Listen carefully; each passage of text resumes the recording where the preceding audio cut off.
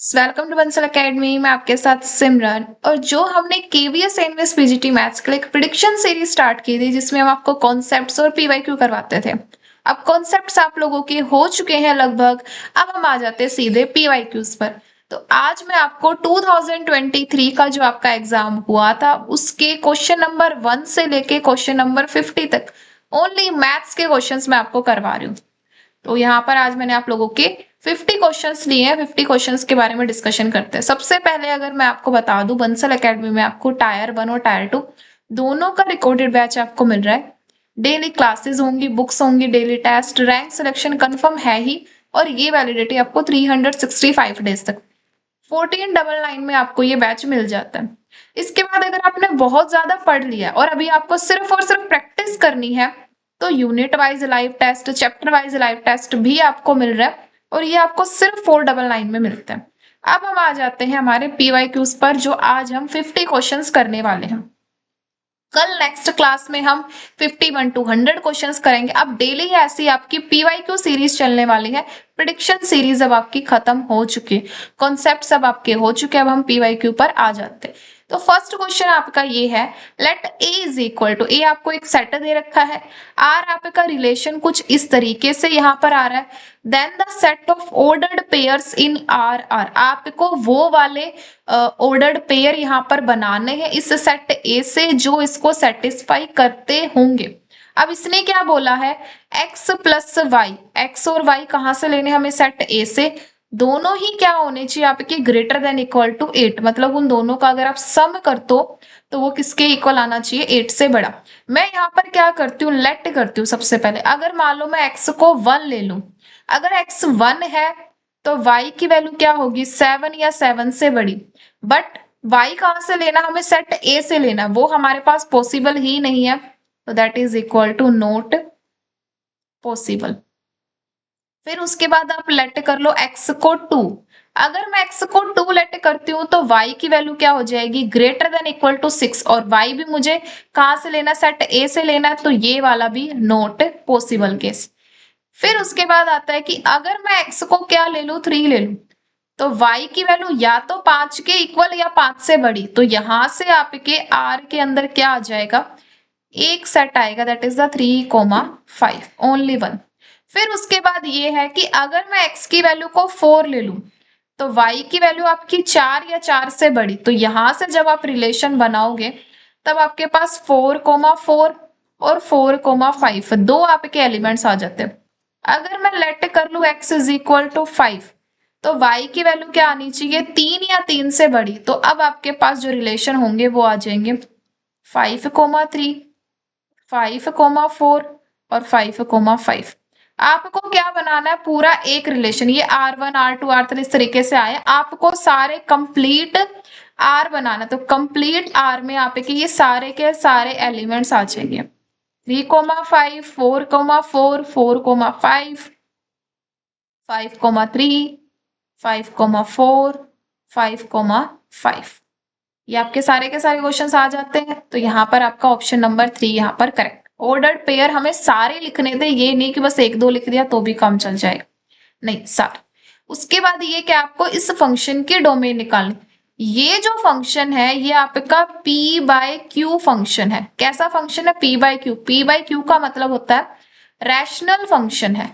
और rational function की जो डोमेन होती है, इस फंक्शन की जो डोमेन होगी वो पूरा रियल नंबर होगा, but except where q is equal to 0।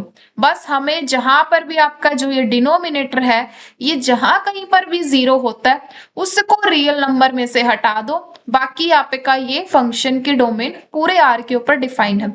तो जो डिनोमिनेटर है मैं इसको देख रही हूँ मेरा कहां पर 0 है, ये क्वाड्रेटिक इक्वेशंस है तो इसके रूट्स आप बहुत इजीली फाइंड कर सकते हो। -3x plus 2x minus 6 is equal to 0। यहां से आ जाएगा x minus 3 plus 2 x minus 3, तो x की वैल्यू -2 और यहाँ पर 3। अगर मैं x की वैल्यू -2 और 3 को अगर हटा दूं तो उसके बाद जितने भी रियल नंबर्स आएंगे इसकी जगह डोमेन क्या हो जाएगी, domain of f of x। That is equal to पूरा रियल नंबर, लेकिन उनमें क्या नहीं आना चाहिए, -2 और 3 आपका नहीं आना चाहिए। Option A. नेक्स्ट क्वेश्चन देखते हैं। अब आपका क्या एक रिलेशन दे रखा है, इसके बारे में पूछा गया है, क्या ये आपका रिफ्लेक्सिव है, क्या ये सिमेट्रिक है या फिर ट्रांजिटिव। तो सबसे पहले बात करते हैं रिफ्लेक्सिव की। रिफ्लेक्सिव में होता है कि फॉर ऑल, सभी नेचुरल नंबर्स के लिए, सभी a belongs to natural, for all a belongs to natural number के लिए रिलेशन में आपका क्या आना चाहिए, a, सच दैट a मेरा या तो बड़ा हो या इसके इक्वल। हर एक नंबर खुद के तो इक्वल होता ही है ना, यहाँ पर आपके पास है लेस देन और इक्वल टू, ये कह रहा है या तो आपके पास ग्रेटर देन हो या फिर आपके पास इक्वल टू। अगर ग्रेटर देन वाली बात नहीं हो रही है तो बट ये वाली बात तो क्या हो रही है, ट्रू। दोनों में से कोई एक बात भी ट्रू है तो इसका मतलब वो रिलेशन आपका ट्रू है। तो यहाँ पर आपका रिफ्लेक्सिव हो जाएगा। हर एक एलिमेंट खुद के इक्वल होता है, हर एक नेचुरल नंबर खुद के इक्वल होगा। सिमेट्रिक में आ जाओ। सिमेट्रिक में क्या कहती है आपकी कि if a comma b belongs to r that imply b comma a भी आपका r में बिलोंग करना चाहिए। अगर ये b कोमा a भी अगर आपका r में बिलोंग कर जाए तब तो सिमेट्रिक, अगर ये ना करे बिलोंग तो आपका क्या हो जाता है, वो सिमेट्रिक नहीं होता। अगर a कोमा b r में बिलोंग कर रहा है तो a मेरा क्या है, b से बड़ा, बट क्या ये इंप्लाई करता है कि b भी मेरा a से बड़ा होगा, क्या कभी भी ऐसी चीज पॉसिबल है। आप कोई भी एग्जांपल ले लो, 1 मेरा 2 से बड़ा है, सॉरी यहाँ पर मैंने गलती लिख दी, मतलब कि 2 जो है वो मेरा 1 से बड़ा है, बट 1 मेरा कभी भी 2 से बड़ा नहीं होता, तो ये इसको इंप्लाई नहीं करता। इसका मतलब ये आपके आर के अंदर नहीं गया। अगर नहीं जा रहा है तो ये इसका मतलब सिमेट्रिक नहीं है। इक्विवेलेंस वो रिलेशन होता है जो आपका रिफ्लेक्सिव भी हो जाए, सिमेट्रिक भी हो जाए और आपका ट्रांजिटिव भी हो जाए, लेकिन ये सिमेट्रिक नहीं है तो इक्विवेलेंस भी नहीं है, ये आपका सिमेट्रिक नहीं है। उसके बाद बात बचती है आपके ट्रांजिटिव की। ट्रांजिटिव में आपको यहाँ पर शो कर देती हूँ कि ट्रांजिटिव का मतलब होता है कि अगर a comma B, if a comma B और b कोमा सी अगर आपके r में बिलोंग कर रहे हैं तो ये इंप्लाई करेगा कि a कोमा सी भी आपका r में। अगर a कोमा बी r में बिलोंग कर रहा है तो a मेरा b से बड़ा, b मेरा c से बड़ा, और ये दोनों मिलके क्या इंप्लाई कर देंगे कि a मेरा क्या है, c से बड़ा। तो दैट इंप्लाई कि a कोमा सी भी r में है, तो ये वाला रिलेशन मेरा ट्रांजिटिव है बट सिमेट्रिक नहीं है। तो ऑप्शन डी करेक्ट होगा, बाकी नहीं हो। नेक्स्ट देखते हैं। टू सेट है A and B, number of elements in set A is equal to 4 है, number of elements in set number B is equal to 5 है। यहाँ पर आपको बोला हुआ है 1 1 एंड ऑन टू। जब भी एंड की बात आ जाए तो आपको एक ऐसा मैपिंग चाहिए जो आपका 1 1 भी और एंड ऑन टू भी हो, मतलब कि बोथ की बात हो रही है कि number of mappings that are 1 1 and onto, number of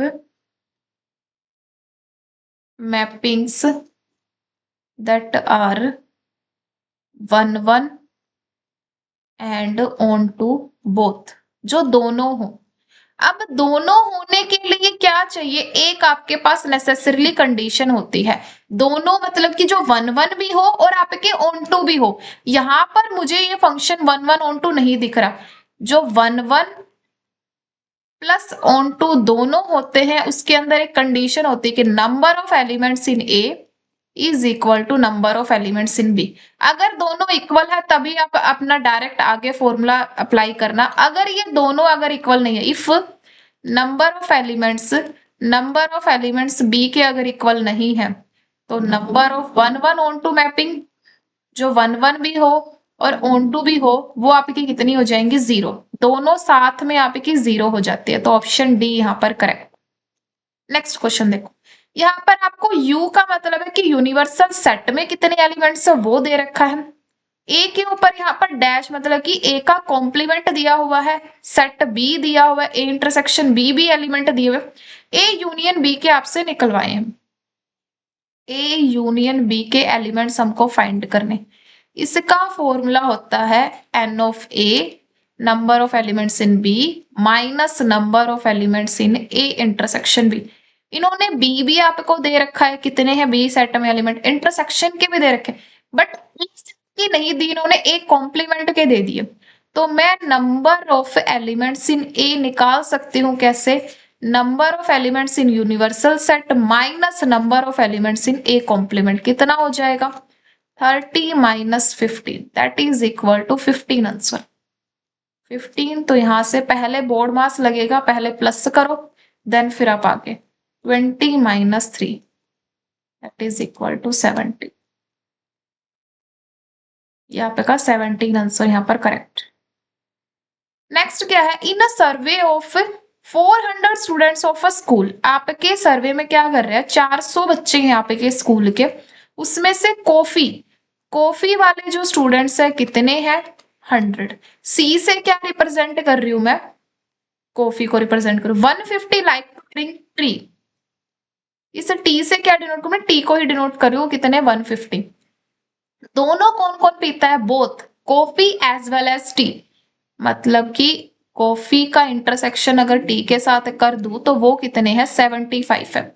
इन्होंने आगे पूछा है कि नाइदर लाइक्स, जो दोनों में से किसी को भी लाइक नहीं करते, तो नाइदर का एक फॉर्मूला होता है कि अगर आपसे पूछा जाए कि नाइदर लाइक्स टी नोर कॉफी, तो उसका फॉर्मूला होता है कि अगर मैं यूनिवर्सल सेट में से क्या माइनस कर दूं? इन दोनों का यूनियन, सी का यूनियन टी के साथ, जो कॉफी और टी दोनों के यूनियन को अगर मैं माइनस कर दूं तो मेरे पास यहाँ पर आंसर आ जाएगा। चलिए करके देखते हैं। तो नाइदर के लिए क्या हो जाएगा? नाइदर कॉफी, पहले तो यूनियन फाइंड करते तभी तो ये डायरेक्ट फॉर्मूला लगाओगे। सी यूनियन टी क्या हो जाएगा? कॉफी वाले प्लस में टी वाले माइनस में इन दोनों का इंटरसेक्शन। तो कॉफी वाले कितने हैं आपके? 100 है। टी वाले कितने आपके? 150 है। माइनस कितना करना है? 75 that is equal to 0 5 minus 70,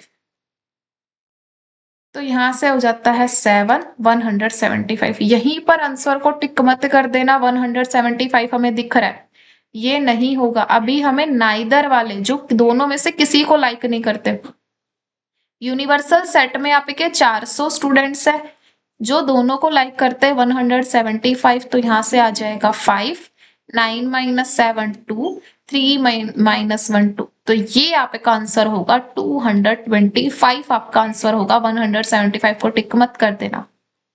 next question है, ये तो देखो बिल्कुल मतलब बेसिक क्वेश्चन है जो हम 9th 10th क्लास में पढ़ते हैं, वो है अ ladder makes an angle of 60 degree with the ground, मतलब कि ये आपका ऐसे ग्राउंड है, ये आपकी वॉल है, यहाँ पर हमने ये एक ऐसे लेडर लगा रखी है, ये इस ग्राउंड के साथ में 60 डिग्री का एंगल बनाती है, दैट इज योर ग्राउंड। ये मेरा ए से लेके बी तक,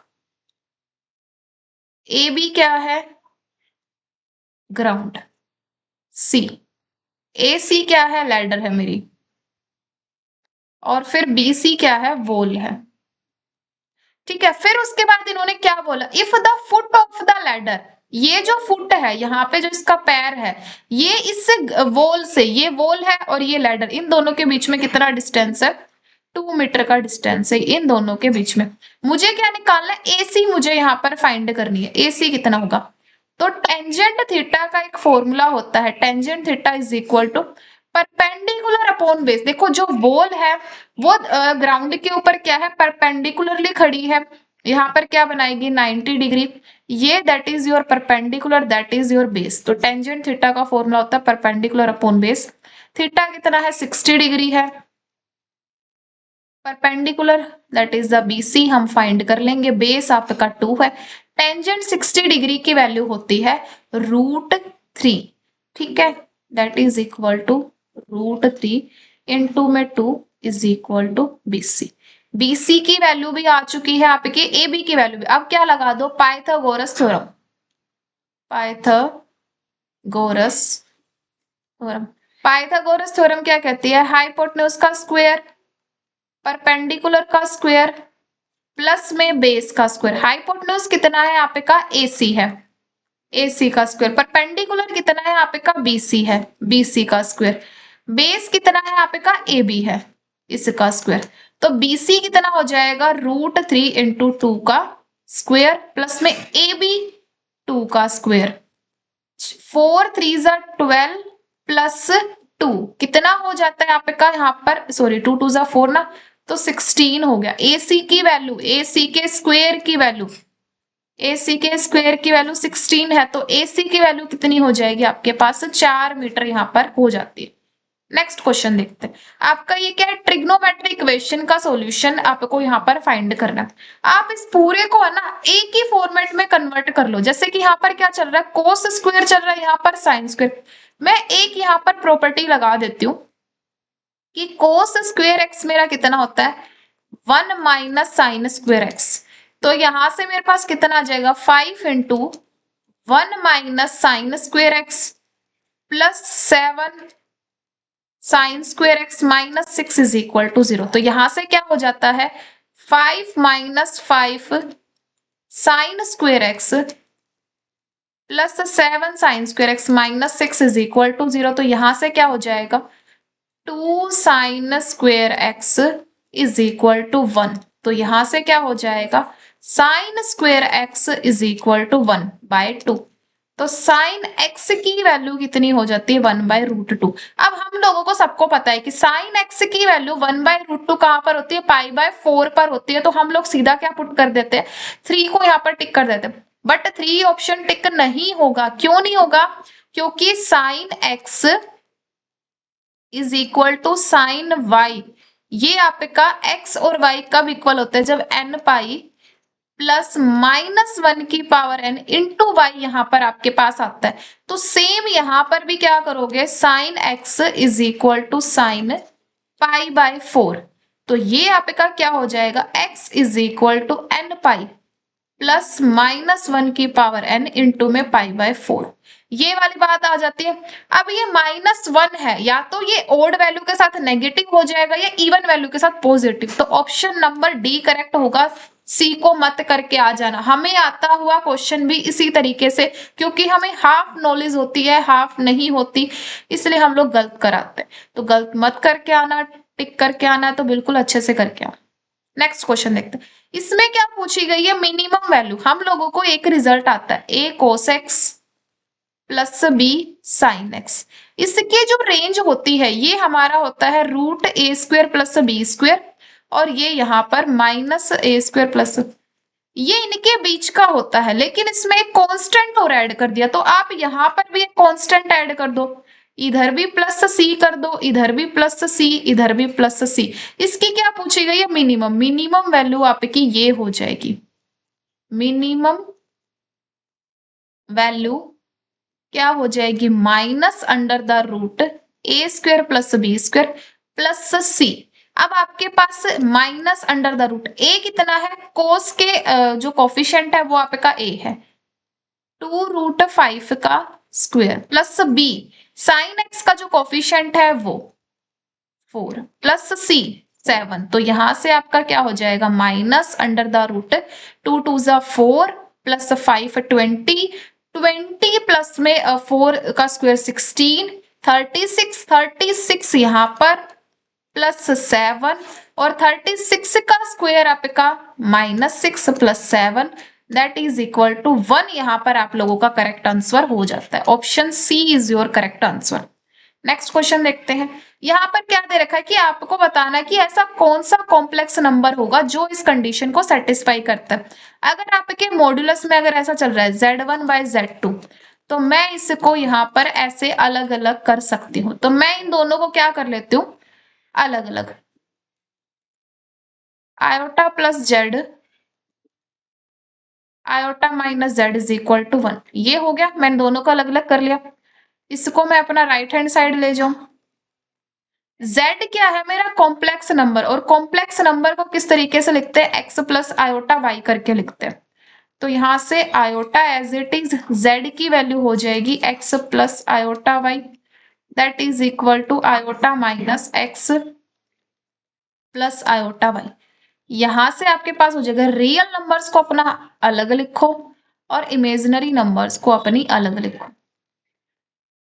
यहाँ पर भी सेम वैसे ही -x plus iota 1 minus y, ये अलग अलग। जब भी आपको किसी भी कॉम्प्लेक्स नंबर का मॉड्यूलस लेना होता है तो वो क्या कर देता है, जो भी आपके पास रियल वैल्यू है उसका स्क्वायर कर दो, जो भी आपके पास इमेजिनरी वैल्यू है उसका स्क्वायर कर दो और अंडर द रूट कर दो। तो यहाँ पर भी आप ऐसे ही करोगे, x का स्क्वायर प्लस y प्लस 1 का square that is equal to minus x का स्क्वायर प्लस 1 माइनस वाई का स्क्वायर। दोनों साइड क्या कर दो, स्क्वेयरिंग, क्योंकि ताकि आपका स्क्वायर से स्क्वायर रूट आपका कैंसिल आउट हो जाए। यहां से आपके पास आ जाएगा x square plus y square plus 1 plus 2y is equal to x square plus 1 plus में वाई स्क्वायर प्लस में 1 एक्स स्क्वायर से x square cancel out, sorry यहाँ पर 2y नहीं आएगा, माइनस 2y, वाई स्क्वायर से वाई स्क्वायर 1 से 1, तो यहाँ पर 2y is equal to minus 2y that imply y is equal to आपके पास 0 है। इसका मतलब y 0 है आपका। y 0 कहाँ पर होता है, हमें ये 2D पता है।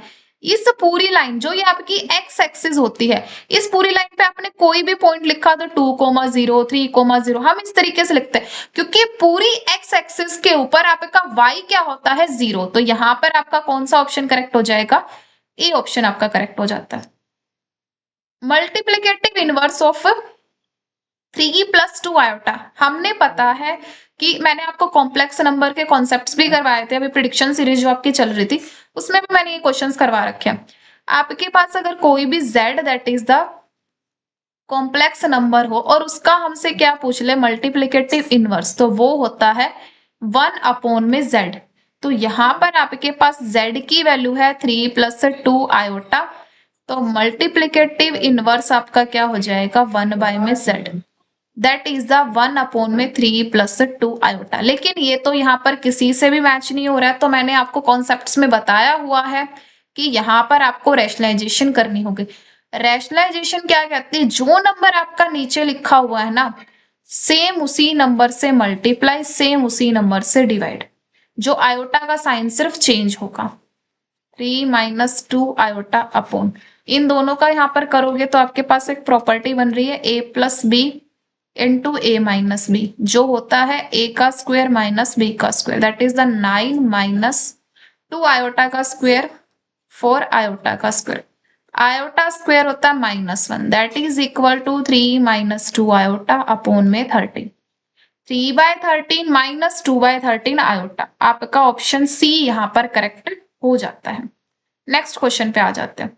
The value of theta for which the expression 3 plus 2 iota by sine theta upon 1 minus 2 iota sine theta is a real number. ऐसा मैं यहाँ पर थीटा की क्या वैल्यू पुट करूं कि ये वाला एक्सप्रेशन मेरा क्या बन जाए, एक रियल नंबर यहाँ पर बन जाए। तो चलो करके देखते हैं। पहले तो आप इसकी रेशनलाइजेशन वगैरह कर सकते हो। सबसे पहले तो हम रेशनलाइजेशन करेंगे, क्योंकि हमें ना डिनोमिनेटर में कभी भी कॉम्प्लेक्स नंबर रखना ही नहीं है। 1 plus 2 iota sine theta upon 1 plus 2 iota sine theta. जब आप ये मल्टीप्लाई करोगे तो आपके पास देखो, रियल नंबर्स को अपना अलग लिख लेना, इमेजिनरी को अलग, क्योंकि हमें चाहिए भी क्या, रियल नंबर के ऊपर हमारी बात होगी। तो 3 minus 4 sine theta plus iota 2 sine theta plus में 6 साइन थीटा अपॉन कितना आ जाएगा, लास्ट में देखो यहीं पर आपको प्रॉपर्टी करवाई ही है, यहाँ पर आ जाएगा 1 प्लस 4 साइन थीटा। अब हमें क्या चाहिए, सिर्फ रियल नंबर चाहिए। इसका मतलब जो भी आपका ये इमेजिनरी नंबर है, जो भी आपका ये इमेजिनरी नंबर है, इसको हमें क्या करना पड़ेगा, 0 करना पड़ेगा। इसको क्या कर दो यहाँ पर आप 0। 3 minus 4 sine theta 1 plus 4 sine theta iota times of 2 sine theta plus में 6 साइन थीटा अपॉन 1 प्लस में 4 साइन थीटा। मुझे इस इमेजिनरी पार्ट को 0 करना है, तो 0 कर दो। यहां से कितना आ जाएगा आपके पास, 2 साइन थीटा प्लस ये आपका 8 साइन थीटा हो जाता है, 8 sine theta that is equal to 0।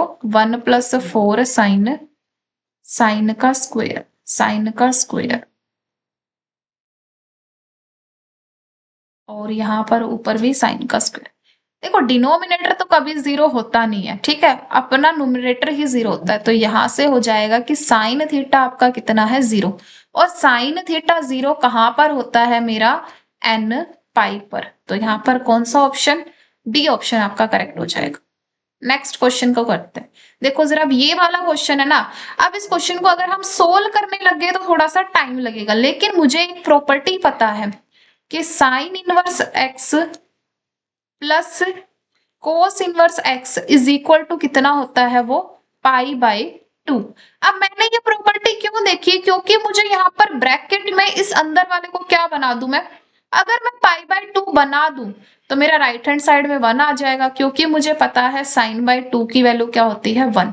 इस अंदर वाले ब्रैकेट को मुझे पाई बाय 2 बनाना, इसका मतलब इन दोनों के जो यहाँ पर नंबर्स रहने वाले हैं कि जिसके ऊपर आपने इनवर्स एग्जिस्ट करवा रखा है वो आपका सेम होना चाहिए। इसका मतलब x की वैल्यू क्या हो जाएगी, सीधी 1/4। मैंने इसको सोल्व नहीं किया, बस इन दो प्रॉपर्टीज से मैंने x की वैल्यू को 1/4 डायरेक्ट कर दिया है। नेक्स्ट क्वेश्चन देखते हैं।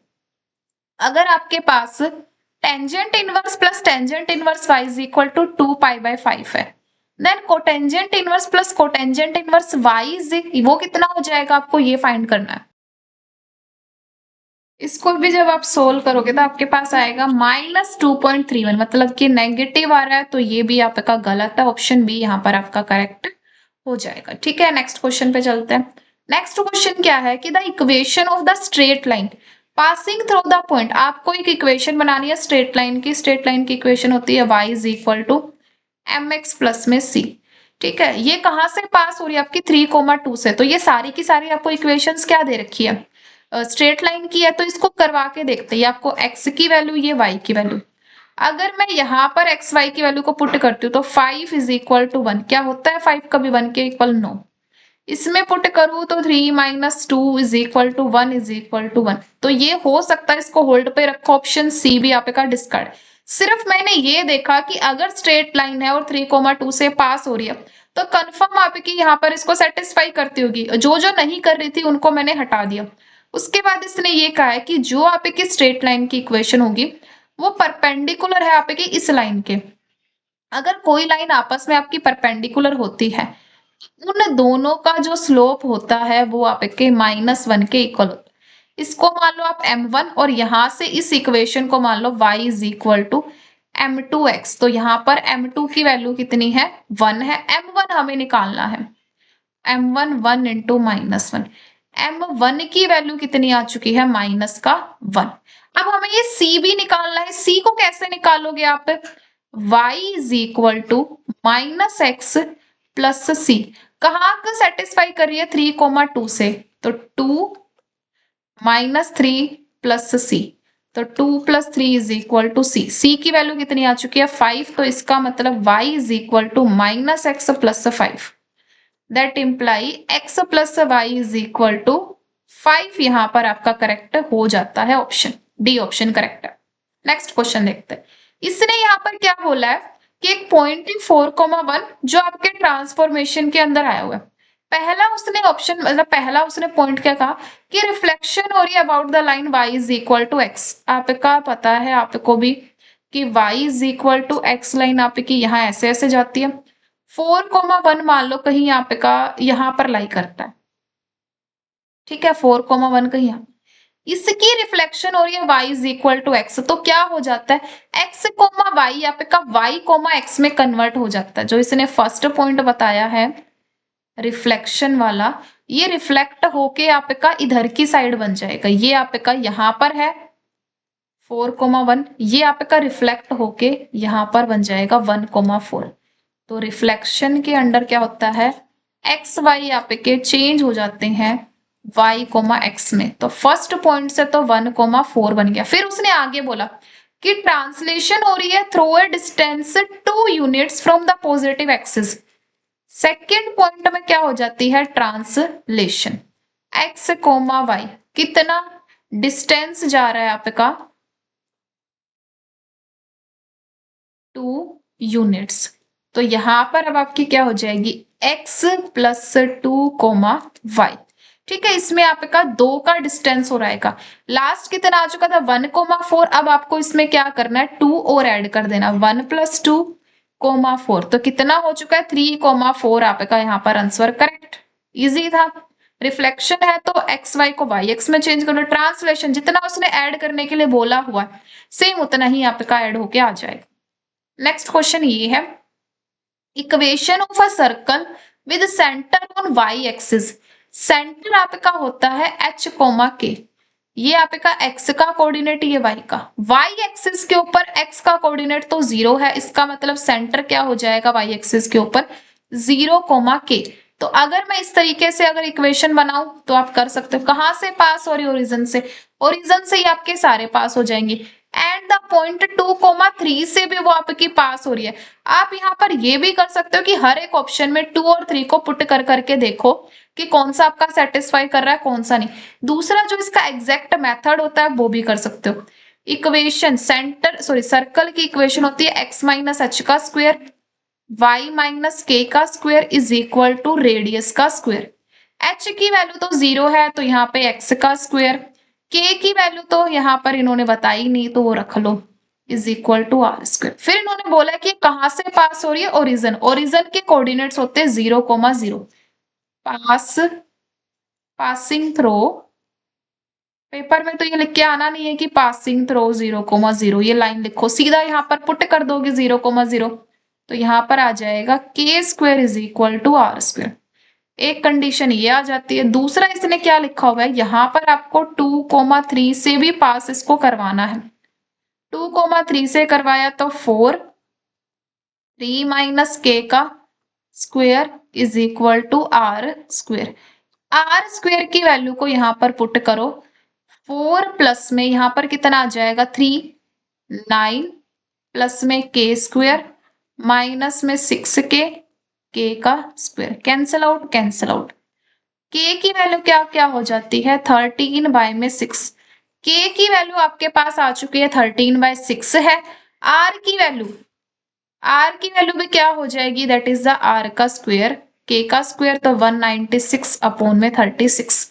आर स्क्वायर की वैल्यू आ चुकी है, के की वैल्यू आ चुकी है। तो मैं कुछ कुछ चीजें यहां से इरेज कर देती हूँ और यहाँ पर अपना पुट करते हैं इसमें। यहाँ पर ही h तो हमारा स्टार्टिंग से ही 0 था। k की वैल्यू अब हमने फाइंड कर लिया, कितनी आई है 13 बाय 6 आई है।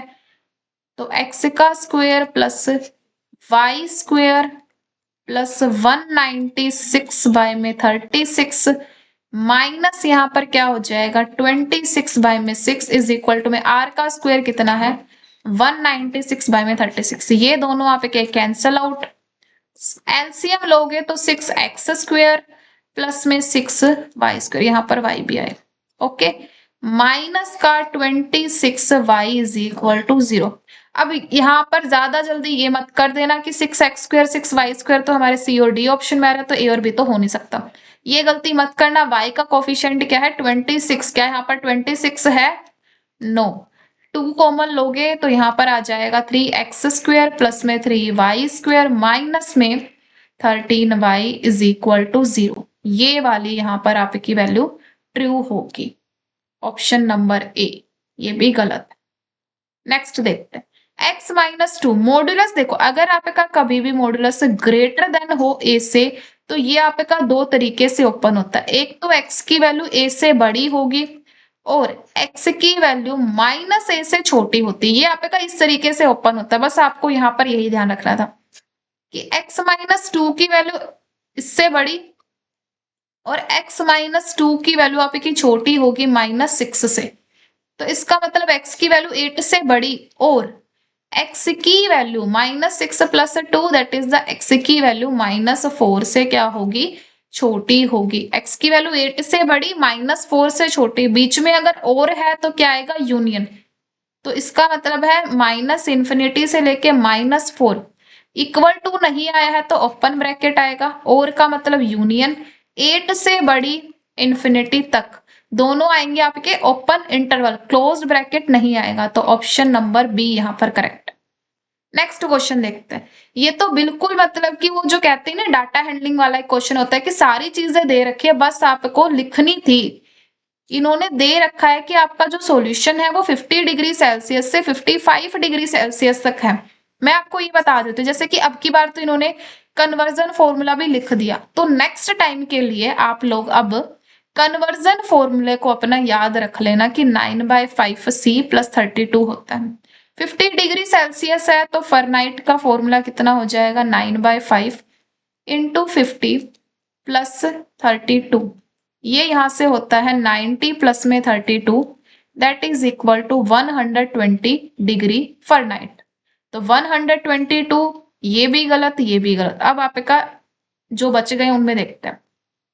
9/5 × 55 प्लस में 32, दैट इज द 11, यहाँ पर सॉरी 99, ये 99 है, प्लस में 32, 9 + 2 11, 13 डिग्री फahrenheit।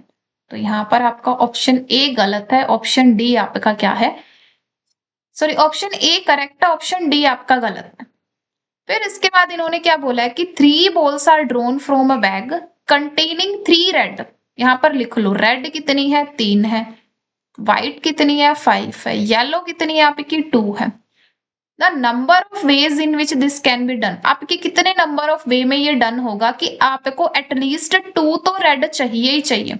ड्रॉ कितनी करनी है आपको 3 बॉल्स, एटलीस्ट में कितना बोल दिया 2, मतलब कि 2 रेड, ठीक है, और साथ में एक आपकी नॉन रेड, या फिर तीनों ही रेड हो आपके, ये वाला केस भी आ सकता है। 2 केसेस बनेंगे, 2 रेड, 3 में से कोई 2 रेड, और नॉन रेड कितनी है आपकी, नॉन रेड जो रेड नहीं है वो आपकी 7, 7 में से कोई भी एक, तीनों के तीनों रेड।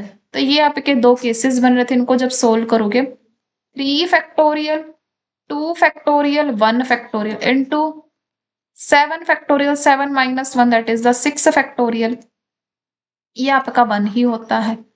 तो 3 × 7 + 1 दैट इज द 22 आपका यहाँ पर आंसर है, option D correct. Next question देखते हैं।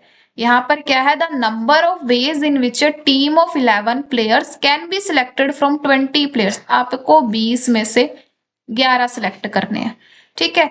Always including one of them, एक तो हमेशा ही है, मतलब कि वो तो क्या आपका वीआईपी इंसान है, उसको तो हमेशा लेके चलना ही चलना है। इसने बोला एक हमेशा होगा, तो मतलब अब आपको 19 में से कोई भी 10 सिलेक्ट करने हैं, ठीक है। तो ये वाला ऑप्शन तो कट गया। फिर उसने क्या बोला, एक्सक्लूडिंग 3 ऑफ देम, 3 ऐसे हैं जो बहुत शरारती है, उनको हमें रखना ही नहीं है, 3 को हटा दो। तो 3 आप हटाओगे तो यहां से आ जाएगा 16C10। 3 को, उन 3 में से कोई भी आपको सिलेक्ट नहीं करना, एक्सक्लूड कर दो, उनको बाहर निकाल दो पहले ही। तो ये आपका हो जाता है ऑप्शन नंबर सी आपका यहाँ पर करेक्ट है। नेक्स्ट क्वेश्चन देखते हैं। यहाँ पर क्या है कि the number of different 4 digit number that can be found with the digit 3 4 6 and 8 and using each digit only once, आपको 4 डिजिट का एक नंबर बनाना है, हर एक नंबर को सिर्फ एक ही बार यूज करना है, इसका मतलब कि विदाउट रिपीटेशन आपका ये दिया हुआ है, विदाउट रिपीटेशन।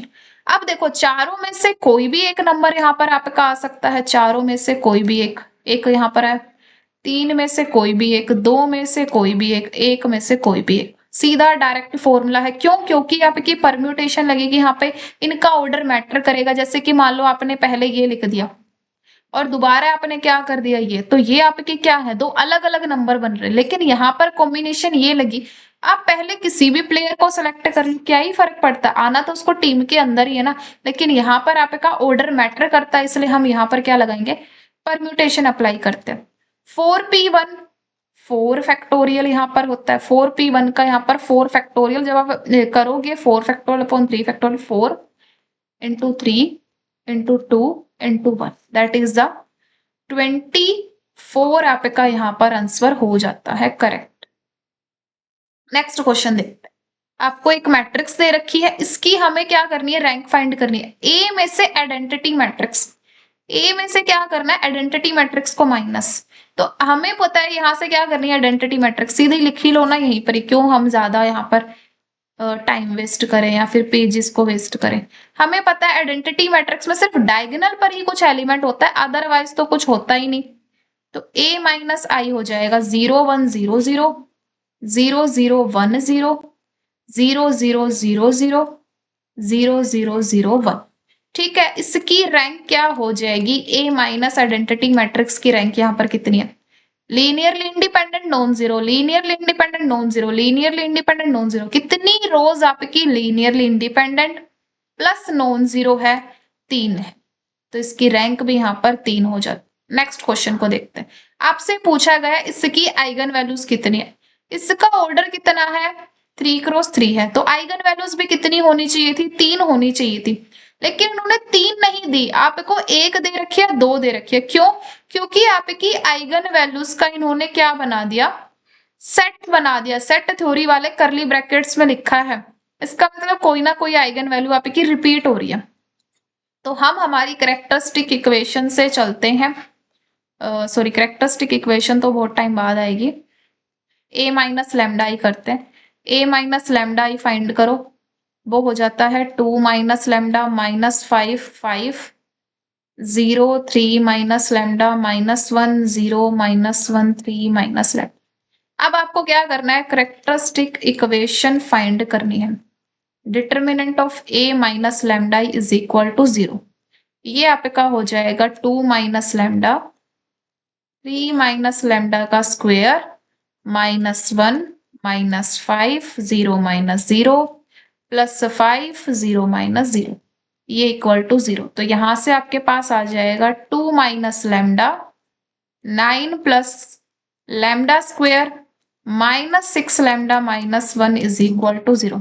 एक तो लेमडा की वैल्यू 2 है, और क्या है, lambda is equal to minus 6 lambda plus 8। तो जब आप इस क्वाड्रेटिक इक्वेशन को सोल्व करोगे तो यहाँ से 2 और 4। तो आइगन वैल्यूज का आपकी कितनी कितनी आ रही है, आइगन वैल्यूज आपकी आई है 2 2 4। इसका मतलब 2 आपका 2 बार रिपीट हो रहा है, इसलिए उन्होंने नहीं लिखा, 2,4 लिखा हुआ है। ऑप्शन सी यहाँ पर आपका करेक्ट है। नेक्स्ट क्वेश्चन देखते हैं। ये क्या आपका करेक्टरिस्टिक पोलिनोमियल इन्होंने पूछा हुआ है। जैसे यहाँ पर आपने ये क्वेश्चन कर रहे थे, the characteristic polynomial of the matrix, आपको इस मैट्रिक्स की करेक्टरिस्टिक पोलिनोमियल चाहिए। तो वही फिर से वही वाला मेथड है, a minus lambda he find करो, वो आपका हो जाता है 1 minus lambda minus 1 1 minus 1 1 minus lambda minus 1 1 minus 1 1 minus lambda. ये हो गया करेक्टरिस्टिक पोलिनोमियल, हो जाएगा determinant of a minus lambda या फाइंड करोगे, ये आपके पास आएगा 1 माइनस लेमडा 1 माइनस लेमडा का होल स्क्वायर माइनस 1, देन फिर प्लस 1 इंटू यहाँ पर आपके पास हो जाता है minus time of 1 minus lambda plus 1 into 1 minus lambda. आगे जब इसको सोल्व करोगे तो 1 माइनस लेमडा इंटू में 1 plus lambda square minus 2 lambda minus 1 plus 1 minus 1 plus lambda plus 1, then फिर यहाँ पर आपके पास आ जाएगा 1 माइनस 1 प्लस लेमडा। दोनों कैंसिल आउट, दोनों कैंसिल आउट, ये भी दोनों कैंसिल आउट। जब इसको और आगे सोल्व करोगे तो lambda square minus lambda cube minus 2 lambda plus 2 lambda square plus 2 lambda, cancel out, that is equal to minus lambda cube plus 3 lambda square. देखो जरा यहाँ पर किससे हो रहा है, ये है नहीं, क्या दोनों पॉजिटिव है, नहीं, क्या आपके ये तो बचा कौन सा, option B lambda cube minus. अब इसमें प्लस माइनस का चेंज इसलिए हो रखा है क्योंकि हम वैसे कैरेक्टरिस्टिक इक्वेशन फाइंड करते हैं इसको इक्वेट करके जीरो के साथ। अगर हम इसको इक्वेट ना करें जीरो के साथ तो जो यहाँ पर लेफ्ट हैंड साइड में जो वैल्यू है वो आपकी कैरेक्टरिस्टिक पोलिनोमियल होती है, तो उस अकॉर्डिंग आपका बी ऑप्शन यहाँ पर करेक्ट हो जाएगा। नेक्स्ट क्वेश्चन पे चलते हैं। आपसे क्या पूछा गया, वेरिएंस। वेरिएंस का फॉर्मूला होता है sigma square is equal to summation of F I X I minus X bar का स्क्वायर और अपॉन क्या होता है n, ये होता है। सो दैट्स वाई यहाँ पर आपकी क्या वैल्यू आ जाएगी 1050 अपॉन में 50। कैंसिल आउट 5 1 जा 5, 201। कितना आंसर है 201 आंसर है। नेक्स्ट क्वेश्चन देखते हैं। नेक्स्ट क्वेश्चन आपका ये है, एक क्लास टेस्ट हो रहा है मैथमेटिक्स का, 7 स्टूडेंट्स ने दिया है जिसमें आपके मार्क्स इतने इतने मार्क्स आए हैं। इनका अपने मीन डेविएशन निकालना है, किसकी हेल्प से? मीडियन की हेल्प से। तो सबसे पहले हम मीडियन को फाइंड करते हैं। मीडियन फाइंड करने के लिए पहले इसको असेंडिंग ऑर्डर में कर लो, 10 15 फिर आएगा 25 35 43 45 और 46। अब मीडियन होता है आपकी इनकी सबसे मिडल वाली वैल्यू। तो मिडल वाली वैल्यू देख लो, या फिर आप अगर आपके पास कितने नंबर है, ओड है, तो n+1/2th टर्म जो आपके पास होती है वो आपका मीडियन होगा। n+1 that is the 4th term, first second third fourth. इसका मतलब है कि 35 इसका मीडियन यहाँ पर हो गया। इसने क्या पूछा? Mean deviation. तो जो मीन डेविएशन जो आपका होगा वो कितना हो जाएगा? Summation of xi। xi का मतलब है कि ये जो x1 x2 x3 x4 ये जितनी भी आपको दे रखे, इनमें से आप मीडियन को माइनस कर दो, उसका मॉडुलस लो और अपॉन में n। n का मतलब होता है जितने नंबर भी आपके पास यहाँ पर स्टूडेंट्स है या फिर जितनी भी आपके पास ऑब्जर्वेशंस है वो। तो यहाँ पे x1 minus m that is the median. m का मतलब है मीडियन। x1 आपके पास कितना है 10, उसमें से आपने 35 को माइनस किया, उसका आपने लेना है मोड, 25 आ गया। सेम ऐसे ही x2 माइनस m किया, x2 की वैल्यू है 45, उसमें से आपने 35 को माइनस कर दिया। x2 को आप 45 भी ले सकते हो, आप इसको 15 भी ले सकते हो, तो मैं इसको 15 ले लेती हूँ बुरी। इसको x1 x2 x3 x4 x5 x6 और x7 ऐसे। तो यहाँ पर आपका आ जाएगा 20, देन फिर x3 minus m that is equal to, यहाँ पर आपका कितना हो जाएगा 25 minus 35, 10 x4 minus median. x4 की वैल्यू कितनी है 35 है, माइनस में 35 that is equal to 0। x5 minus median, x5 कितना है 43 माइनस में 35, तो यहां से आपका कितना हो जाएगा 8। x6 माइनस मीडियन, x6 की वैल्यू कितनी है 45 है, माइनस में कितना करना है 35, तो यहां से हो जाएगा 10। देन फिर आपके पास x7 माइनस मीडियन करोगे तो x7 की वैल्यू कितनी है 46 माइनस 35 दैट इज द 11। आपको इन सब का क्या करना है? समीशन का मतलब होता है सम करना है। आई की जो वैल्यू है 1 से लेके n तक, n कितने 7 थे तो मैंने 7 तक कर दिया। इन सब का जब आप सम कर लोगे तब आपके पास आएगा 20 20 40, 40 प्लस 8 48 प्लस 11 आपके पास 59 और 59 प्लस 25 और डिवाइड बाय में 7, तो ये हो जाता है 14, 5 और 2 7 plus 8 by 7 that is equal to यहाँ पर 12। नेक्स्ट क्वेश्चन क्या है कि the sum of two non zero number, कोई भी दो नॉन जीरो नंबर है उनका सम आपको दे दिया कितना है 6 है। अगर मैं इनका रेसिप्रोकल कर दूं तो इसकी मिनिमम वैल्यू क्या हो जाएगी? सबसे पहले तो आप क्या करो, y की जगह पर आप वैल्यू पुट कर लो 6 माइनस एक्स इस वाले इक्वेशन से। आपको चाहिए minimum value. Minimum value exist करती है एट जब डेरिवेटिव ऑफ फंक्शन क्या हो जाए आपका 0। अगर आपका हो जाता है डेरिवेटिव ऑफ फंक्शन तभी आपके पास मिनिमम वैल्यू आती है। अब आपके पास फंक्शन तो ये है, इसका क्या करोगे फर्स्ट डेरिवेटिव निकालोगे, फर्स्ट डेरिवेटिव ऑफ दिस, और उसको क्या कर दोगे इक्वेट कर दोगे 0 के साथ। ठीक है, तभी आपका उसी जो वैल्यूज आएंगी ना x और y की, उन्हीं वैल्यूज के ऊपर ही आपका मिनिमम वैल्यू एग्जिस्ट करेगी।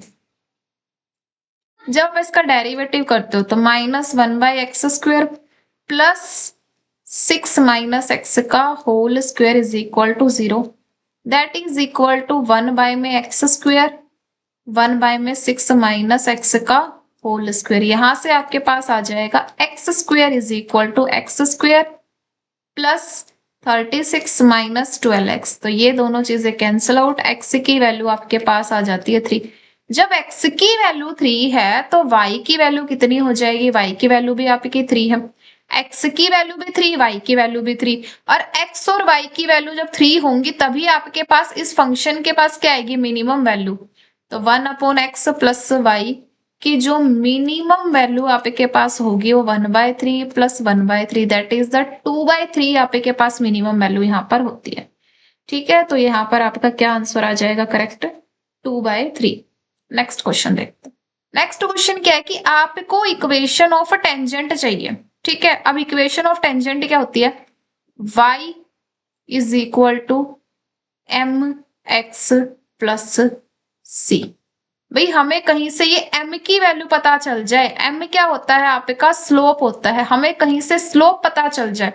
अब इन्होंने स्लोप तो आपको नहीं दिया लेकिन ये वाली इक्वेशन आपको दे दी, मतलब ये आपको एक कंडीशन दे रखी है। हमें एक और वैल्यू पता है कि जो स्लोप होता है वो क्या होता है, dy/dx। तो मैं क्या कर देती हूँ, यहाँ पर इसका डेरिवेटिव ही फाइंड कर देते हैं, dy/dx that is equal to 1 plus sine x और कोस एक्स है ना। मैं इसमें पहले एक छोटा सा रूल लगाती हूँ, डेरिवेटिव करने से भी पहले मैं साइन एक्स कोस एक्स को क्या लिख सकती हूँ, साइन 2x लिख सकती हूँ। कब, अगर मैं 2 से मल्टीप्लाई और 2 से डिवाइड करती हूँ, क्योंकि 2 sine x cos x is equal to sine 2x मेरे पास होता है। अब मैं क्या करूं, y is equal to x plus में हाफ साइन 2x, ये हो गया। अब इसका डेरिवेटिव करोगे आप तो कितना आ जाएगा, dy/dx 1 प्लस में हाफ, साइन का डेरिवेटिव होता है कोस 2x और 2x का डेरिवेटिव हो जाएगा 2 से 2 कैंसिल आउट, dy/dx की वैल्यू आपके पास ये है। लेकिन इसने देखो जो भी आपको इक्वेशन बना रखी है उसमें ना तो ज्यादा x है, y की वैल्यू है बस। तो इसका मतलब x की वैल्यू क्या करनी पड़ेगी आपको, पुट। इन्होंने दे भी रखा है कि x की वैल्यू क्या है, ये है। तो dy/dx 1 plus cos 2 into pi by में 2। कोस पाई आपके पास कितना होता है, माइनस का 1 होता है। तो ये m की वैल्यू तो कितनी आ गई, 0 आ जाती। m की वैल्यू 0 आ गई, लेकिन यहाँ पर कहीं पर भी आपके पास अगर आप इस इक्वेशन को m की वैल्यू को 0 को अगर यहाँ पुट करोगे तो कहीं पर भी y इज इक्वल टू 0 नहीं दे रखा। इसका मतलब ये वाली इक्वेशन ऑफ टेंजेंट आपको यूज नहीं करनी है। यहाँ पर जो आपकी इक्वेशन ऑफ टेंजेंट यूज होने वाली है वो आपकी होगी y-y1 is equal to m into में x माइनस x1। अब y और x तो चलो आपको पता है, लेकिन ये x1 और y1, ये x1 और y1 होते हैं जो आप वैल्यूज को फाइंड करते हो, वो आपके x1 और y1 यहाँ पर कहलाते हैं। x1 तो चलो इन्होंने आपको दे ही रखा है π/2, y1 की वैल्यू आप यहाँ से पुट करके फाइंड कर सकते हो। ये जो यहाँ पर है ना इसमें पुट करो, यहाँ पर कितना आ जाएगा, y इज इक्वल टू π/2। तो ये आपका y1 आ गया, ये आपका x1, दोनों की वैल्यू आ चुकी है। पुट करो यहाँ पर y माइनस का π/2 इज इक्वल टू m की वैल्यू कितनी है, 0 है, m तो आपका 0 ही है, तो y की वैल्यू कितनी हो गई, π/2। क्या y की वैल्यू कहीं पर भी π/2 है, यस। कैसे, 2y इज इक्वल टू पाई आपको दे रखा है, देख लो जरा यहाँ पर दे रखा है ना y, 2y is equal to कितना है आपका, यहाँ पर पाई आपके पास है। चलिए अब नेक्स्ट क्वेश्चन करते हैं हम। चलो देखो नेक्स्ट क्वेश्चन आपको क्या दे रखा है, डायमीटर ऑफ अ सर्कल जो है ना उसका इंक्रीजिंग रेट दे रखा है आपको। तो पहले तो डायमीटर, जो भी डायमीटर आपका रहेगा उसको कैपिटल डी से डिनोट करोगे, रेडियस जो भी रहेगी उसको आर से, एरिया जो भी रहेगा आपका उसको अपने ए से। ये हो गया।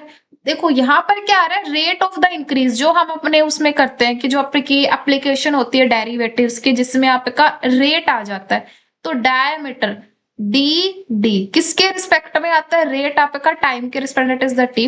कितना दे रखा है, 1 आपको दे रखा है, रेडियस आपको दे रखी है पाई, फिर आपको एरिया निकालना है, एरिया होता है पाई आर स्क्वेयर। लेकिन यहाँ पर भी क्या करें, rate of the increase of its area, यहाँ पर भी रेट ऑफ इंक्रीज निकालना है, मतलब D A by D T निकालना है, जिसका फॉर्मूला होता है पाई इंटू में 2r इंटू में D R by D T. Pi into में 2r इंटू में D R by D T कितना होता है आपके पास pi, that is equal to 2r, sorry यहाँ पर D R by D T,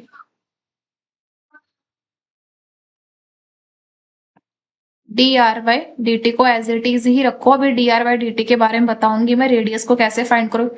are की वैल्यू आपको पता है, आर की वैल्यू कितनी है पाई है, वो वाली वैल्यू आप यहाँ पर पुट करोगे तो आपके पास आ जाएगा 2 पाई स्क्वायर। लेकिन अभी भी D R by D T की तो पता ही नहीं ना क्या है।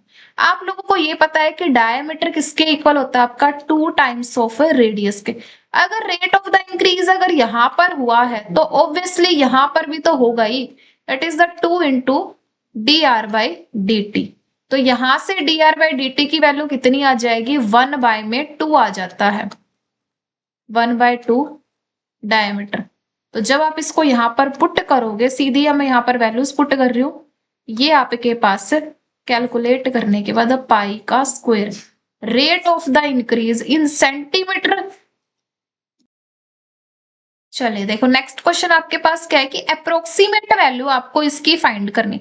एक हमें रिजल्ट पता है, रिजल्ट क्या होता है कि approximate value of f of x plus del x, ये किसके इक्वल होता है, f of x plus f of x का डेरिवेटिव इनटू में डेल एक्स, ये इसके इक्वल होता है। तो क्या मैं इस 33 को ऐसा कुछ लिख सकती हूँ, यस 33 को क्या लिख सकते हैं, 32 प्लस 1 पावर 1/5। यहां से क्या हो जाएगा, x की वैल्यू तो मेरी 32 है और डेल x की वैल्यू कितनी है, 1 है। यहां तक ये हो गया। अब आप लोग देखो जरा, आपको क्या करना है, एफ ऑफ यहाँ पर आपका आ जाएगा 33 की पावर कितनी है, 1/5, that is the F of 32 plus 1। पहले आप पावर 1/5 आपका है वो चल ही रहा है, तो यहां से आपका क्या आ जाएगा, F of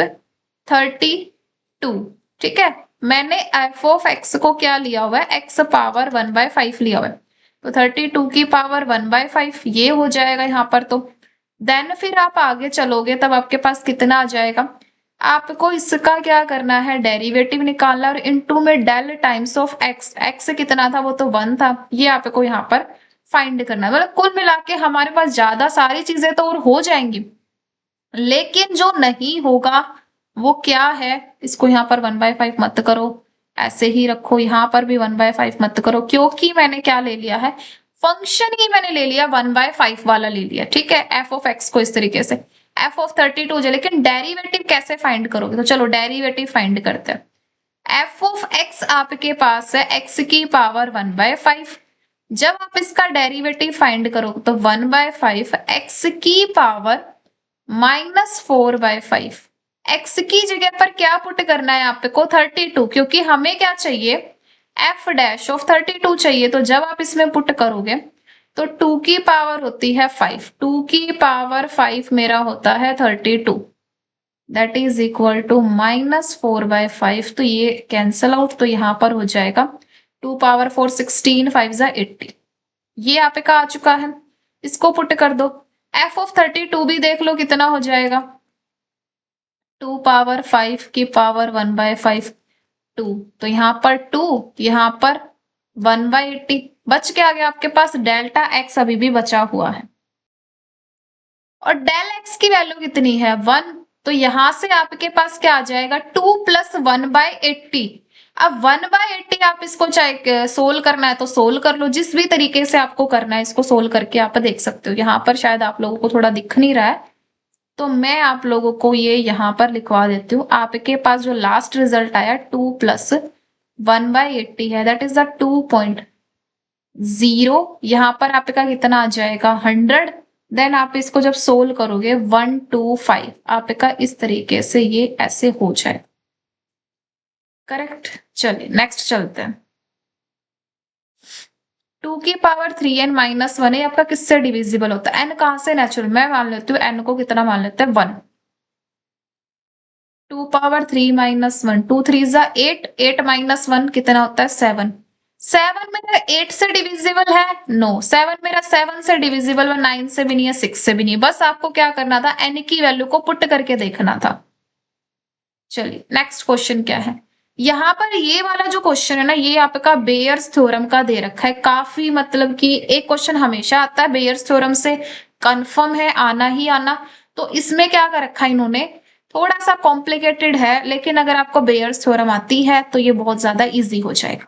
Seema has 2 coins, उसके पास क्या है, 2 कॉइन है। उसने क्या कर दिया है, एक तो उसके पास फेयर कॉइन है। फेयर कॉइन का मतलब होता है कि एक साइड हेड और एक साइड टोस, ये रहेगा। लेकिन उसने क्या किया, दूसरे कॉइन को अपना 2 हेडेड बना दिया, मतलब दोनों साइड क्या है, हेड है। मतलब कि फेयर नहीं, वो अनफेयर वाला कॉइन है। तो यहां पर उसके पास एक क्या है, फेयर कॉइन है उसके पास, और एक अनफेयर कॉइन है। कौन सा है, एक कॉइन। तो टोटल कॉइन कितने हैं, ये।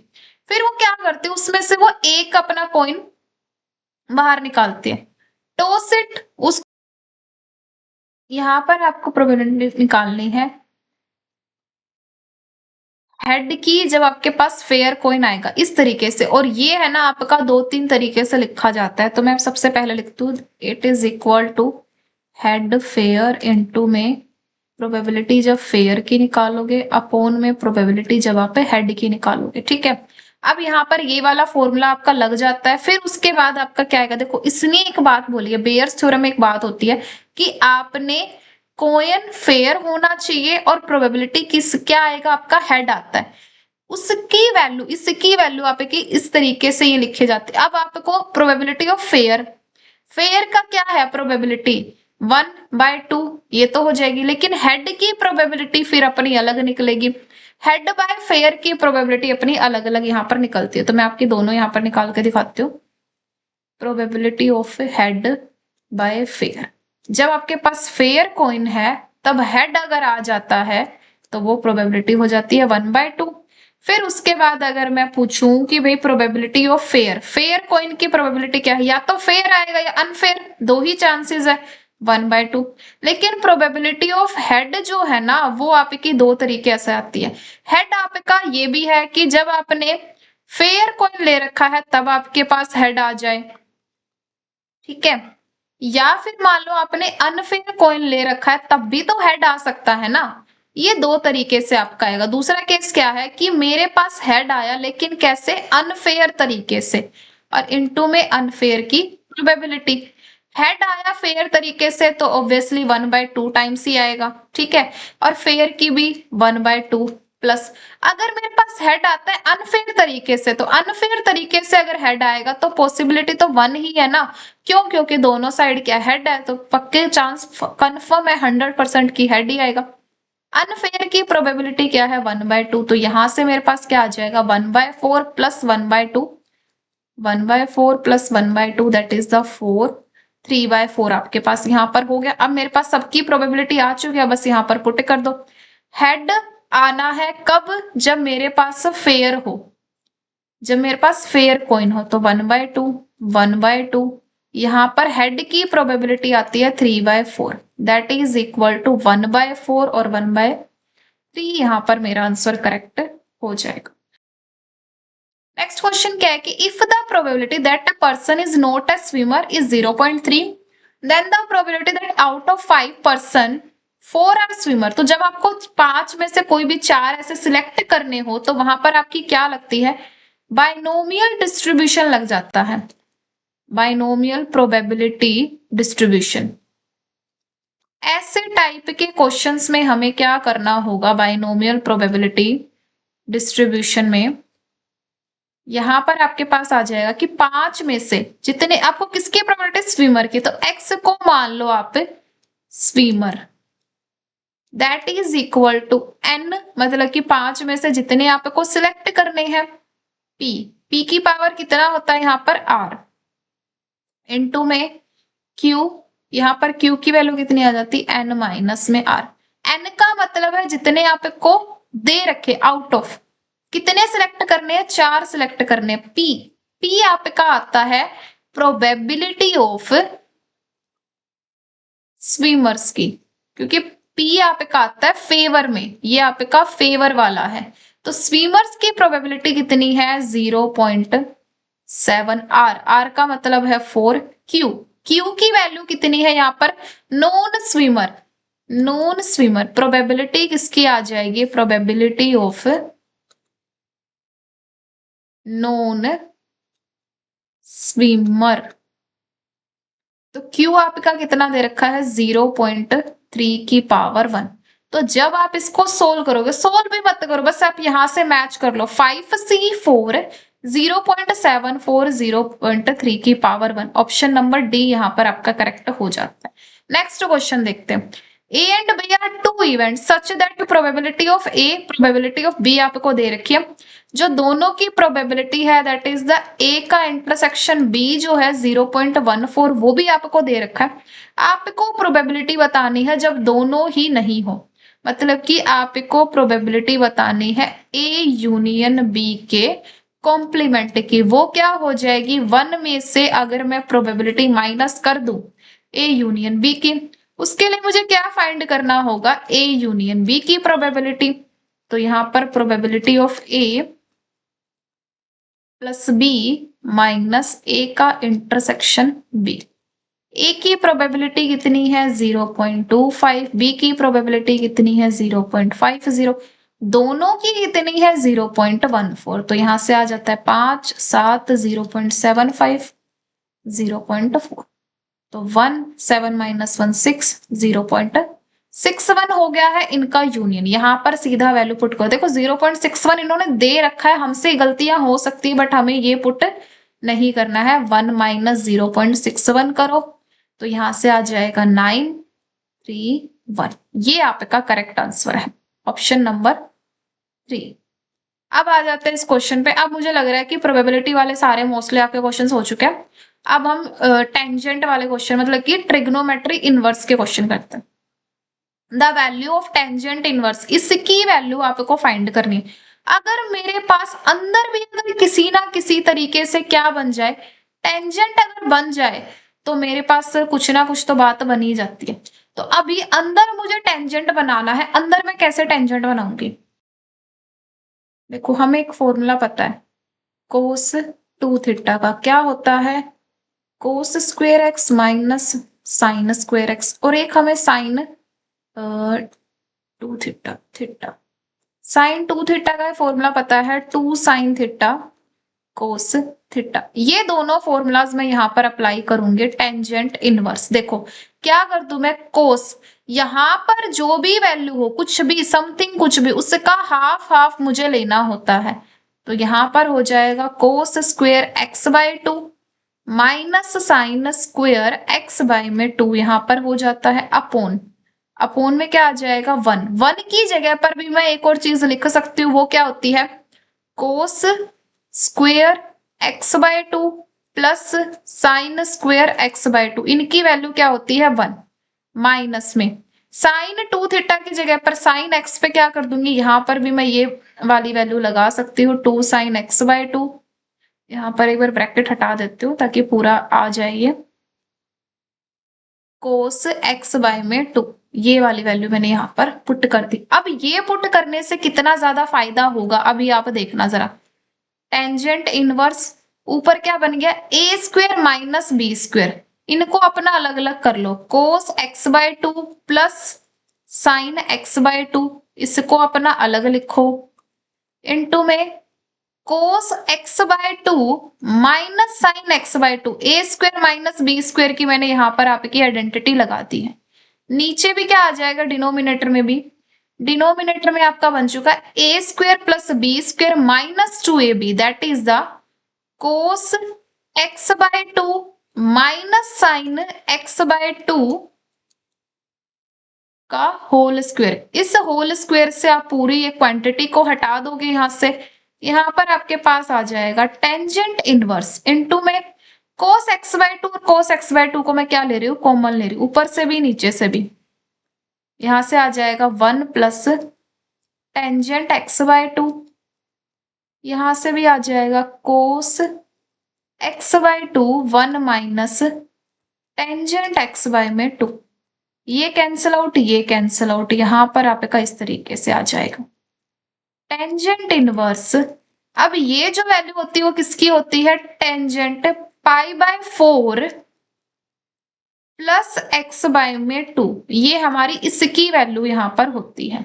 ठीक है, टेंजेंट π/4 प्लस x/2, या फिर आप जब टेंजेंट और इनवर्स को जब यहां से कैंसिल आउट करोगे तो आपके पास क्या आ जाएगा, π/4 प्लस x/2, यहाँ पर आपका ये टेंजेंट और ये इनवर्स आपका कैंसिल आउट, अंदर जो वैल्यू है ये आपकी यहाँ पर आ जाएगी, ऑप्शन सी आपका करेक्ट है।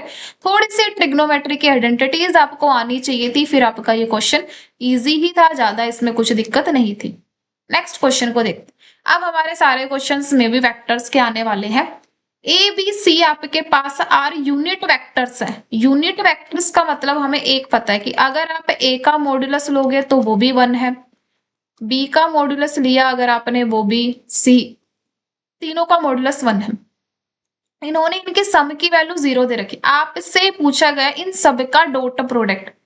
मुझे एक एल्जेब्रिक आइडेंटिटी पता है यहाँ पर, a plus b plus c का whole square that is equal to modulus of a square plus modulus of b square plus modulus of c square that is plus 2 times of a dot b plus b dot c, c dot a, ये होता है। इसकी value तो मुझे 0 दे रखी है, 0 vector का अगर मैंने स्क्वायर भी कर दिया तो भी 0 ही आना है।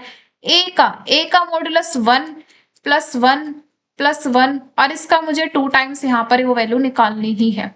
तो यहां से जब आप इंप्लाई करोगे तो a dot b, b dot c plus c dot a that is equal to -3/2 आपके पास यहाँ पर वैल्यू आ जाती है। तो ऑप्शन सी यहाँ पर आपका करेक्ट है, -3/2। नेक्स्ट यहाँ पर हम देखते हैं the position vector of the point which divides the join of point. आपका क्या कर रहा है, एक पोजिशन वेक्टर है और वो आपके दो पॉइंट्स को, मान लो कि एक पॉइंट यहाँ पर है आपका, एक पॉइंट यहाँ पर है, ए और बी, और कोई भी एक पोजीशन वेक्टर कुछ भी मान लो, यहाँ पर मान लो पी मान लो, वो आपके इन दोनों पॉइंट्स को डिवाइड कर रहा है, एक्सटर्नली डिवाइड कर रहा है, कितने रेशो में, 2:3 में। तो आपको इस पी के पोजीशन वेक्टर बताने हैं कि क्या यहाँ पर आपके पी के पोजीशन वेक्टर है। तो इसका सीधा डायरेक्ट एक फॉर्मूला होता है, मैं मान लेती हूँ ए के जो पोजीशन वेक्टर है ना, तो आप इसको पी मत मान लो वरना कंफ्यूज हो जाओ, मैं इसको सी मान लेती हूँ। मैं ए का जो पोजीशन वेक्टर है उसको मैं मान रही हूँ पी, इस ये क्या वैल्यू है मेरी, पी है, और ये मेरी क्यू वैल्यू है। ठीक है, और मेरे कौन से रेशियो में कट कर रखा है, m ratio n, m ratio n कितना है, 2:3। तो जो सी वेक्टर है उसके जो पोजीशन वेक्टर यहाँ पर आपके पास होने वाले हैं वो क्या हो जाएंगे, क्यू इंटू में, एक सेकेंड रुको जरा, 2 इंटू में क्यू माइनस, एक्सटर्नली है तो माइनस आएगा, 3 इंटू में पी वेक्टर, और दोनों का यहाँ पर भी माइनस आ जाएगा। ये आपका सीधा सीधा डायरेक्ट फॉर्मूला यहाँ पर होता है। 2 और 3 की जगह पर आप एम एन भी जर्नल कर सकते हो, अगर आपको लर्न करना है ये फॉर्मूला तो यहाँ पे 2 और 3 की जगह पर एम और एन पुट कर लेना, आपका ये फॉर्मूला आपको याद भी हो जाएगा। जो सी वेक्टर इसके position vector 2 times of A minus 2b -3 times of P कितना है आपका 4a प्लस में b अपॉन 2 -3, दोनों का डिफरेंस -1, तो यहां से हो जाएगा 2 times of a -12 times of a that is the -10 times of a। देखो जरा -10 से मुझे दिख रहा है कि डी ऑप्शन होगा, लेकिन फिर भी अभी हम प्रैक्टिस करें तो जरूर पूरा करेंगे। 2 2 4 -7b, नीचे क्या आ रहा है माइनस, तो जब आप माइनस कॉमन वगैरह ले लोगे तब आपके पास कितना आ जाएगा, ऑप्शन नंबर डी यहाँ पर आपका करेक्ट हो जाता है। चलिए नेक्स्ट क्वेश्चन देखते हैं। आपको क्या दे रखा है, projection of a b on c d निकालना है। तो जब भी आपसे क्या बोल दे कि आपको क्या निकालना है, प्रोजेक्शन निकालना है किसी भी एक वेक्टर का किसी भी दूसरे वेक्टर पर, तो आपको क्या करना होता है, उन दोनों वेक्टर्स की डॉट प्रोडक्ट कर दो आपस में, मतलब उन दोनों को आपस में प्रोडक्ट करनी है, और अपॉन जिसके ऊपर आपने प्रोजेक्ट करना है उसका क्या लेना होता है आपको, मॉड्यूलस। तो चलो ए बी की वैल्यू जो भी है यहाँ पर आप i माइनस 2j प्लस में 4k, यहाँ पर ये सारे के सारे आपके यूनिट वेक्टर हैं, minus i plus 2j plus में 2k, इनका तो डॉट प्रोडक्ट अपोन में जो cd है उसका क्या करना है, मॉडुलस। मॉडुलस क्या कहता है, जो भी आपके वेक्टर्स है उनका जो भी आपका कोफिशिएंट है इनका स्क्वायर कर। अब जो डॉट प्रोडक्ट है ना वो ये कहते हैं अगर मैं i की i के साथ करूं, j की j के साथ करूं, k की k के साथ करूं, तो तभी मेरे पास क्या आएगा, 1 आएगा, अदरवाइज मेरे पास क्या रहता है, 0 रहता है। तो सीधा बस खुद के साथ मल्टीप्लाई करो, ज्यादा आपको यहाँ पर ध्यान नहीं देना। -1 -2 और प्लस कितना हो जाएगा, 4 2 जा होता है 8, 2 2 जा 4, 2 2 जा 4 अपॉन 3। तो 4 8 में से कितना माइनस करना है यहाँ पर आपको 3, तो 5/3 आपका आंसर यहाँ पर डी ऑप्शन करेक्ट है। नेक्स्ट चलते हैं। यहाँ पर क्या है कि आपको इसकी वैल्यू निकालनी है, ये आपका क्या है, क्रॉस प्रोडक्ट हो रहा है, इजी है, ज्यादा कुछ नहीं है। आई का क्रॉस प्रोडक्ट जे के साथ में करना है, प्लस आई का क्रॉस प्रोडक्ट के साथ में करना है।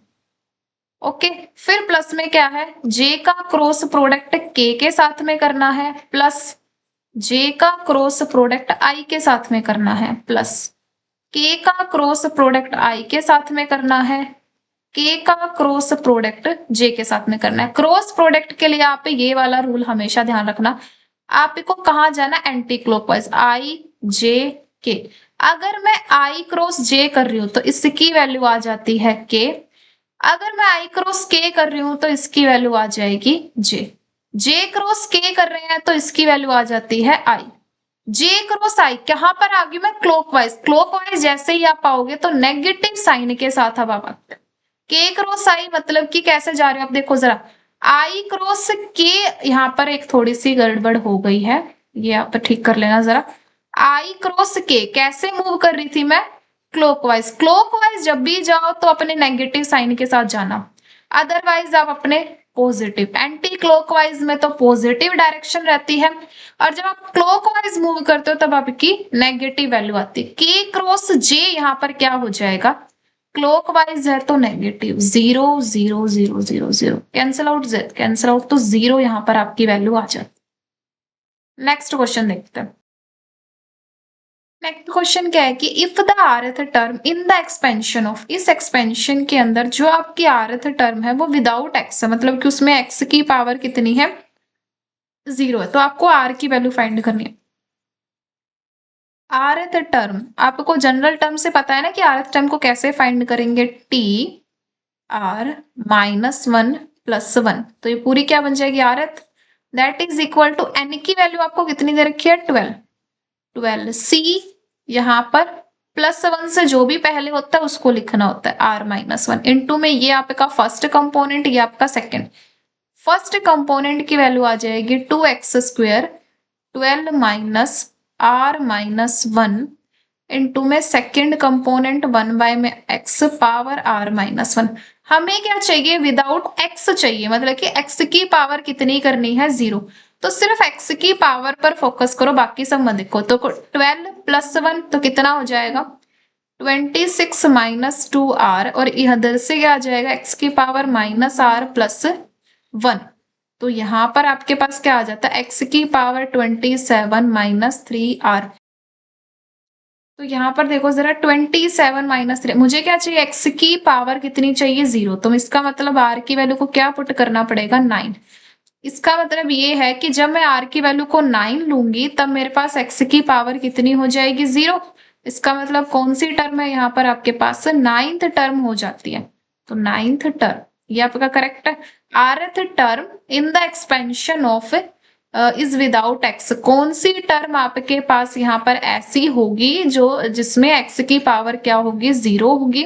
तो देन r की वैल्यू आपके पास यहाँ पर कौन सी है, तो 9th टर्म मेरे पास ऐसी है जिसमें क्या हो रहा है कि x की पावर 0 है, 9th टर्म। चलिए नेक्स्ट देखते हैं।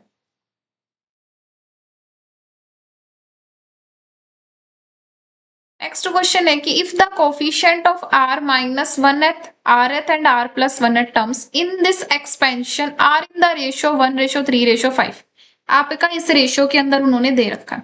अभी अभी आपने rth टर्म तो फाइंड की ही थी, अब आपको क्या करनी है, r minus 1th term, general term देख लो इसकी भी, क्योंकि हमें सिर्फ कोफिशिएंट से मतलब है, वेरिएबल में कुछ भी आए हमें उससे कोई नहीं है। NCr minus 2 हो जाएगा इसका कोफिशिएंट। rth टर्म है, इसका कोफिशिएंट आपके पास NCr minus 1 हो जाएगा। r plus 1th जो आपके पास टर्म होगी उसका कोफिशिएंट हो जाएगा NCr। कैसे आया, क्योंकि मुझे एक जनरल टर्म पता है। जनरल टर्म क्या कहती है, Tr plus 1 that is equal to NCr, पहला कंपोनेंट, फिर आपका दूसरा, और ये आपकी कौन सी टर्म होती है, r प्लस 1th टर्म आपके पास ऐसे होती है। देखो r प्लस 1, तो यहाँ पर NC क्या है, rth टर्म है तो इससे कम, r माइनस 1 तो उससे कम, ये आपके पास यहाँ पर हो जाएगा। इससे जो कोफिशिएंट है इनका रेशियो आपको दे रखा है, कितने रेशियो, 1:3:5 में। आपको n की वैल्यू पुट करनी है, फाइंड करनी है। NCr minus 2 upon NCr minus 1, इसकी वैल्यू आपके पास कितनी है, 1/3 है। NCr माइनस 1 अपॉन में NCr, इसकी वैल्यू कितनी है आपके पास, 3/5 है। थोड़ा सा ये बड़ा क्वेश्चन है कि यहाँ से आप एक वैल्यू यहाँ से फाइंड करोगे, एक वैल्यू यहाँ से, जब आप इसको सोल्व करोगे n फैक्टोरियल अपॉन में r minus 2 factorial, n minus r plus 2, n minus r plus 2 factorial upon n factorial, यहां से क्या आ जाएगा, r minus 1 factorial n minus r plus 1 factorial is equal to 1/3। इधर से ये आ जाता है लेफ्ट, यहां पर जो हम दूसरा केस लेके चल रहे हैं, n factorial r minus 1 factorial, यहां से आपके पास आ जाएगा n plus 1 minus r factorial upon में n factorial r factorial n minus r factorial is equal to 3/5। यहाँ से ये कैंसिल आउट, इन दोनों से भी कुछ ना कुछ कैंसिल आउट होगा, तो मैं 1 मिनट रुको जरा, यहाँ पर मैं एक स्लाइड ऐड कर लूँ आप लोगों के लिए, फिर मैं आगे इस क्वेश्चन को करवाती हूँ। तो आपके पास यहाँ पर देखो n फैक्टोरियल से n फैक्टोरियल कैंसिल आउट, हमें पता है n फैक्टोरियल किस तरीके से ओपन होता है, n इंटू n माइनस 1, मतलब इसमें ना एक वैल्यू कम होती जाती है। तो यहाँ पर भी क्या होगा, n प्लस 2 है, इसमें कम करोगे तो यहाँ से आपका ये कैंसिल आउट हो जाएगा, r माइनस 1 है, इसमें एक और कैंसिल आउट हो जाएगा। तो यहाँ पर आपके पास कितनी वैल्यू आ जाएगी, r minus 1 n minus r plus में 2 इज इक्वल टू, यहाँ से आपकी वैल्यू आ जाती है 1/3, 3r minus 3 that is equal to n minus r plus 2। तो यहाँ पर आपके पास हो जाएगा n minus 4r is equal to में -5। एक इक्वेशन आपके पास ये है, दूसरी इक्वेशन आपकी यहां से आएगी, जब आप इसको कैंसिल आउट करोगे, देखो r फैक्टोरियल को ओपन करोगे तो r माइनस 1 आएगा, r माइनस 1 से r माइनस 1 फैक्टोरियल, यहाँ पर इसको जब ओपन करोगे तो यहाँ से आपका ये कैंसिल आउट हो जाएगा। So that is equal to r upon में n plus 1 minus r that is equal to 3/5। 5r is equal to 3n plus 3 minus में 3r, तो यहाँ पर आपके पास क्या हो जाएगा, 3n minus 8r is equal to minus का 3। आपके पास दो अलग अलग इक्वेशंस यहाँ पर आ, ये दो इक्वेशंस बन गई है, अब इनको अपनी सोल्व कर लो। तो मैं क्या कर रही हूँ, इनको सब्सटीट्यूशन मेथड से करना है, सब्सटीट्यूशन से करना, एलिमिनेशन से करना, एलिमिनेशन से। 12r is equal to minus 15, 3n minus 8r is equal to -3, minus plus minus cancel out, यहां से आपको r की वैल्यू आ जाएगी -4r that is equal to plus minus का 12। r की वैल्यू आपके पास 3 आई है, और अगर मैं पूछूं n की वैल्यू -5 प्लस में 4r, n की वैल्यू आपके पास हो जाएगी -5 प्लस 12, n की वैल्यू आपके पास आ जाती है 7। मैंने बोला था थोड़ा सा लेंथी है, बट आपका आंसर कंफर्म यहाँ पर आ जाता है। ये अब आपका नेक्स्ट क्वेश्चन है, the coefficient of x power n in the expansion of r in the ratio. एक तो आप इस एक्सपेंशन में और एक इस एक्सपेंशन में।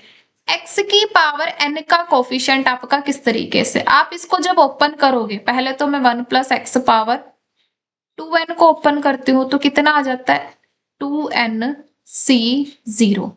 यहां पर आएगा x की पावर 0 प्लस 2nc1 x की पावर 1, मतलब कि इसकी पावर उतनी ही x की वहां पर आ रही है जितना c का सफिक्स आ रहा है। तो आप ऐसे जब चलते जाओगे तो 2ncn x की पावर n यहां पर हो जाएगा और ऐसे चलते चलते 2ncn तक आप चले जाओ।